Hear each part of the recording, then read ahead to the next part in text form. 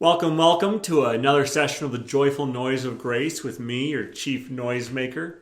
Today we're focusing on the famous Isaac Watts hymn, Joy to the World, the Lord is Come.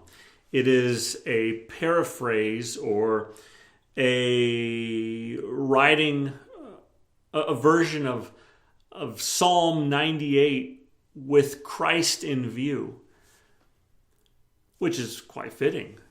Psalm 98 definitely can be understood and loved as speaking of Jesus coming, pointing ahead to Jesus coming.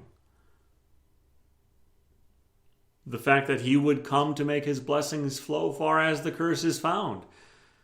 How he would and does rule the world with truth and grace, and so on. It's not for nothing that this is such a well-known and well-loved Christmas carol.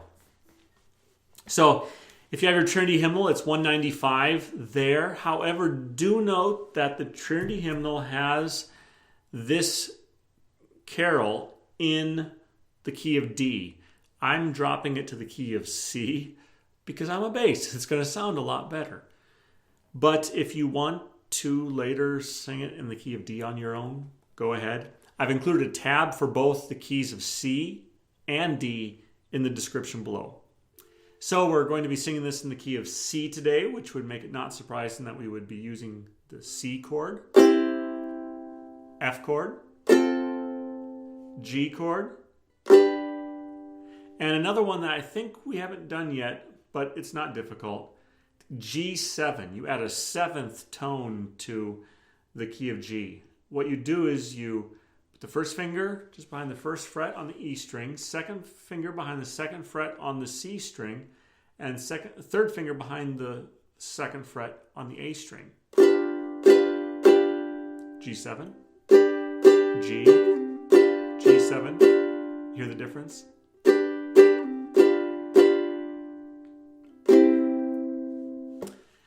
And with that, let's sing. And we'll just use a simple down, down, up, down, just like last time.